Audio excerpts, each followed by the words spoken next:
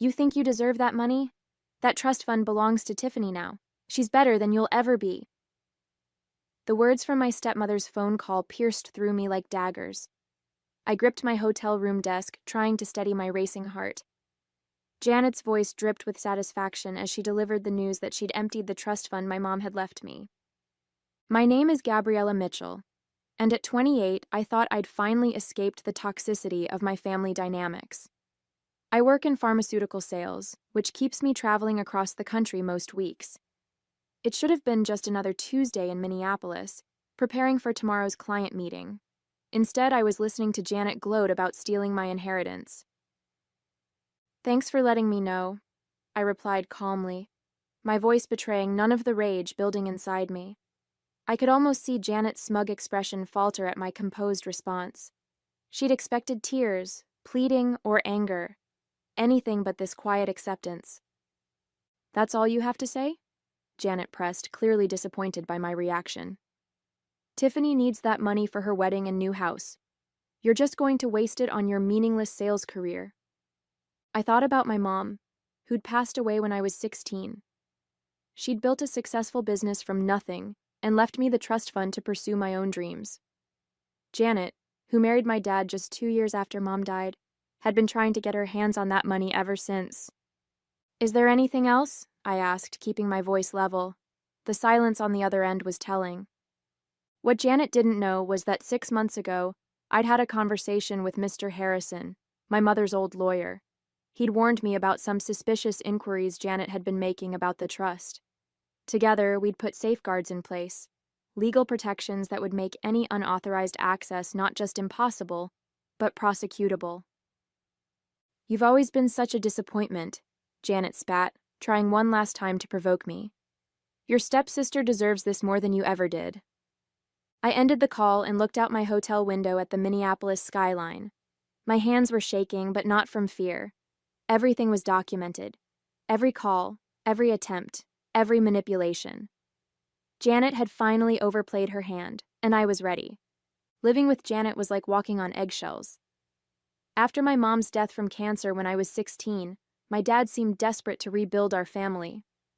He married Janet just 2 years later, bringing along her daughter Tiffany, who was 13 at the time. The tension was immediate and suffocating. My mom had built her pharmaceutical consulting business from scratch, working tirelessly to ensure my future was secure. The trust fund she left me wasn't just money, it was her legacy, her way of protecting me even after she was gone. But Janet saw it differently. To her, it was an unfair advantage I had over Tiffany.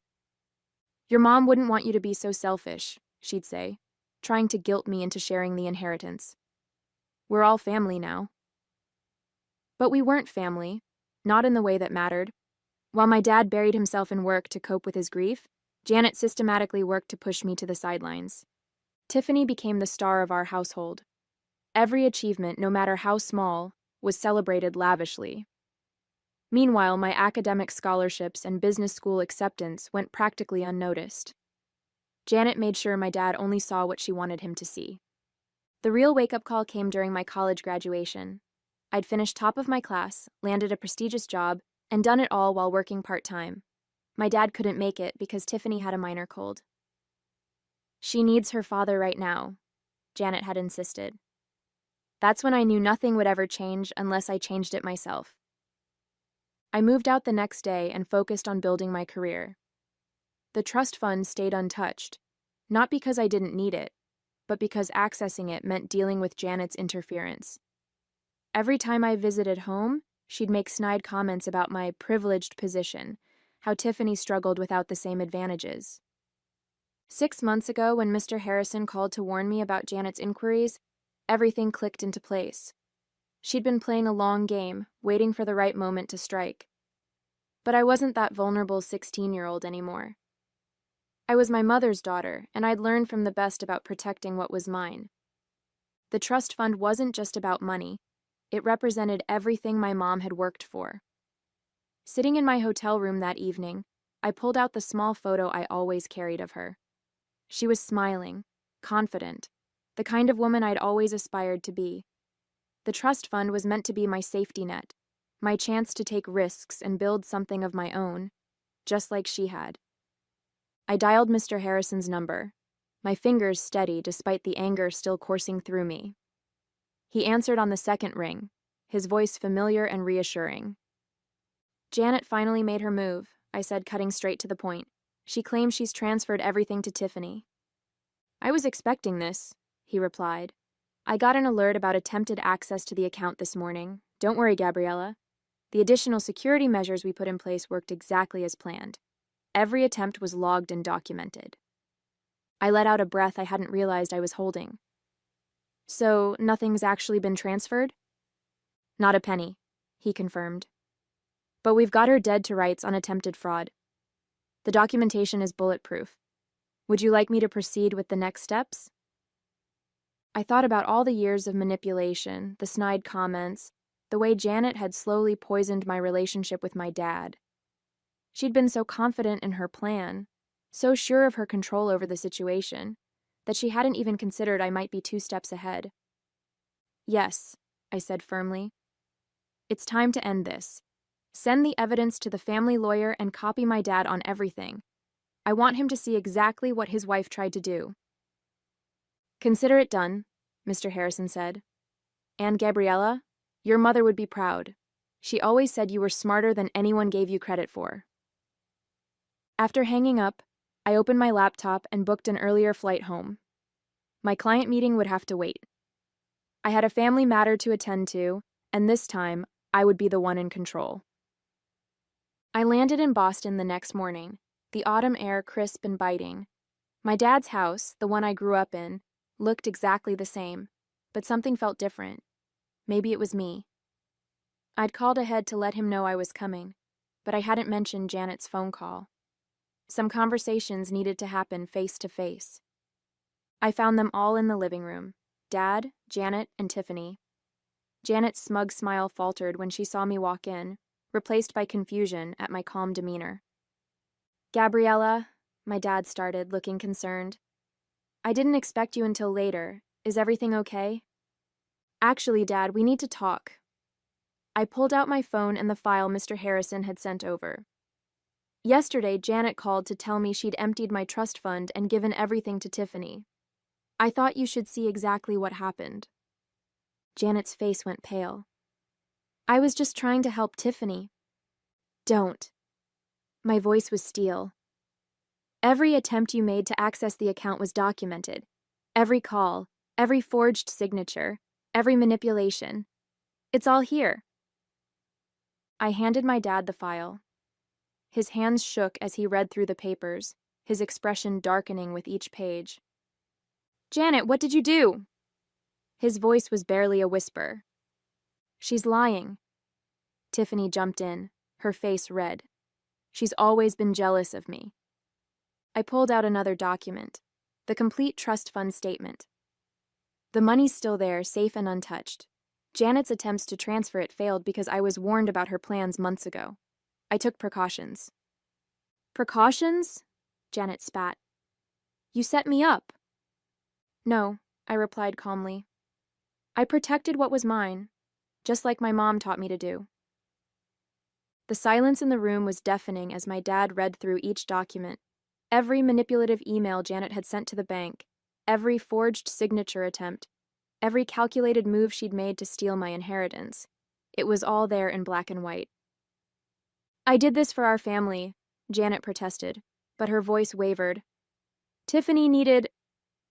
Stop. My dad's voice cracked. Just stop, Janet. These documents... You tried to forge my signature. You lied to the bank. You... He looked up at me, his eyes filled with a pain I hadn't seen since my mom died. Gabriella, I had no idea. Of course you didn't, I said softly. Janet made sure of that. Mr. Harrison had organized everything chronologically, showing years of Janet's attempts to undermine my relationship with my father, all while trying to get her hands on my trust fund. The latest documents showed her failed attempt to transfer the money, along with her subsequent angry calls to the bank. This is ridiculous. Tiffany jumped up, her face red. Mom was just trying to make things fair. Gabriella's always had everything handed to her. I turned to my stepsister. feeling a mix of pity and frustration. Handed to me? I worked through college, built my career from scratch, and never touched that trust fund. Mom left it to me because she wanted me to have options, just like she did. But Janet couldn't stand that, could she? Janet's composure finally cracked. You ungrateful little... I've already filed charges, I cut her off. The bank has all the evidence of attempted fraud. Mr. Harrison is handling everything. I turned to my dad. I'm sorry you had to find out this way, but you needed to know the truth. The weight of 12 years of manipulation hung in the air. My dad looked at Janet like he was seeing her for the first time, and not in a good way. The next few moments changed everything. My dad stood up, his hands trembling as he held the documents. Janet, I want you out of this house. Tonight. What? Janet's voice rose to a shrill pitch. You can't be serious. After everything I've done for this family? Done for this family? My dad's voice was quiet but firm. You tried to steal from my daughter. You forged my signature. You've been lying to me for years. Tiffany started crying, but these weren't her usual manipulative tears. She looked genuinely shocked, perhaps finally realizing the gravity of what her mother had tried to do. The police will want to talk to you, I said to Janet. Mr. Harrison has already filed the reports. The bank's fraud department is involved now. You planned this, Janet hissed. You knew I would try to access the trust fund. No, Janet, you planned this. I just made sure I was ready when you did. I turned to my dad. There's more. Mr. Harrison found evidence that she's been skimming money from your accounts too. Small amounts, building up over years. My dad sank back into his chair, looking devastated. I felt a pang of guilt for causing him pain, but he needed to know the truth. Get out, he repeated to Janet. Both of you. I'll have my lawyer contact you about the divorce. As Janet and Tiffany gathered their things, throwing accusations and tears around in equal measure, I stood quietly by the window, the same window where I used to watch for my mom to come home from work. I could almost hear her voice. Always be prepared, sweetheart, and never let anyone take what's rightfully yours. In the weeks that followed, my dad and I had some long overdue conversations. We sat in the kitchen one evening, the same kitchen where my mom used to help me with my homework, and really talked for the first time in years. I failed you, he said, staring into his coffee cup. After your mom died, I was so focused on not being alone that I didn't see what was happening right in front of me. We both made mistakes, I admitted. I could have told you sooner about Janet's behavior, but I wanted proof first. I needed you to see it for yourself. The legal proceedings moved quickly. Janet faced charges of attempted fraud and financial exploitation. She tried to paint herself as a victim, claiming she was only trying to equalize things between me and Tiffany, but the evidence was overwhelming. The bank's documentation showed years of calculated attempts to access my trust fund. Tiffany reached out to me via email, claiming she hadn't known about her mother's plans. I wasn't sure I believed her, but I understood she was struggling with her own revelations about her mother's true nature. I'm sorry, she wrote. I always thought you had everything handed to you. Mom made it seem like you were the privileged one, but now I see she was just jealous of what your mom built for you. Mr. Harrison helped me set up my own business consulting firm, something I'd always dreamed of but had been too cautious to pursue. The trust fund my mom left me became the seed money for my new venture, just as she'd intended. Your mother would be proud, Mr. Harrison told me during one of our meetings. She always said you had her business sense and your father's heart. She knew you'd do great things when you were ready. Dad started coming by my office for lunch every week. Sometimes we talked about Mom, sharing memories that Janet had made it uncomfortable to discuss for so many years. Other times we talked about the future. He was finally starting to look like himself again, the dad I remembered from before Mom got sick. You know what your mom used to say about you? He asked one day. She said you were like a diamond. Pressure just made you stronger. Life took on a new rhythm. My consulting firm grew quickly, attracting clients who appreciated my direct approach and industry knowledge. I hired a small team, including Sarah, a brilliant analyst who reminded me of my mom. Same drive, same determination to prove herself. Janet's trial ended with a plea deal. She avoided jail time but had to pay significant restitution and was banned from working in any financial capacity. The last I heard, she'd moved to Arizona to live with her sister. Tiffany stayed in Boston working as a teacher's assistant. We kept minimal contact, mainly through occasional emails. Dad threw himself into rebuilding our relationship. He started sharing stories about my mom that he'd kept buried for years, how they met at a business conference, their early struggles to start her company, the late nights planning their future. Each story helped heal a little piece of what we'd lost. One evening, as we sorted through old photos in the attic, we found Mom's business journal. Inside was a letter addressed to me, dated just weeks before she passed. My dearest Gabriella, I'm leaving you more than money. I'm leaving you the freedom to choose your path. Don't let anyone dim your light or tell you what you deserve. You're stronger than you know, smarter than they give you credit for, and capable of anything you set your mind to. Trust yourself. I do. Love, Mom. Those words became my mantra as I built my business. I framed the letter and hung it in my office, a daily reminder of where I came from and where I was going. My dad retired from his job and started volunteering at a grief counseling center, helping other families navigate loss without losing themselves. Sometimes he'd consult for my firm, bringing years of experience and a perspective that complemented my approach perfectly. Looking back on those events 5 years later, I'm amazed at how much has changed. My consulting firm has expanded to 3 cities, helping pharmaceutical companies streamline their operations, just like Mom used to do. The trust fund she left me didn't just secure my future, it became the foundation for helping others build theirs. Dad retired completely last year, but he still comes by the office to mentor our younger employees. He says it keeps him connected to Mom's legacy. We have lunch every Wednesday, making up for all those years we lost to Janet's manipulation. The hardest lesson I learned wasn't about money or betrayal. It was about standing up for myself. Mom knew that one day I'd need to fight for what was mine, and she made sure I had the tools to do it. She taught me that true strength isn't about being tough. It's about being prepared and patient enough to wait for the right moment. Sometimes I visit the old house where I grew up. Dad still lives there, but it's different now. The walls have been repainted, the furniture rearranged, all traces of Janet's presence erased. In Mom's old office, which Dad turned into a library, I found her collection of business books last week. Inside one, she'd written notes about teaching me to run the company someday. I never got that chance with her, but I'm building something of my own now. Every decision I make in my business carries echoes of her wisdom. The trust fund she left me wasn't just about money.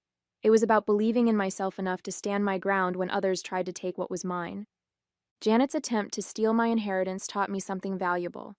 Sometimes people show you exactly who they are, and the best response is to be prepared. I'm grateful now for those difficult years because they shaped me into someone my mom would be proud of. Someone who doesn't just survive challenges but grows stronger from them. The family photo albums have been reorganized, keeping the memories that matter. On my desk at work sits my favorite picture, Mom and me at her office, both of us laughing about something long forgotten.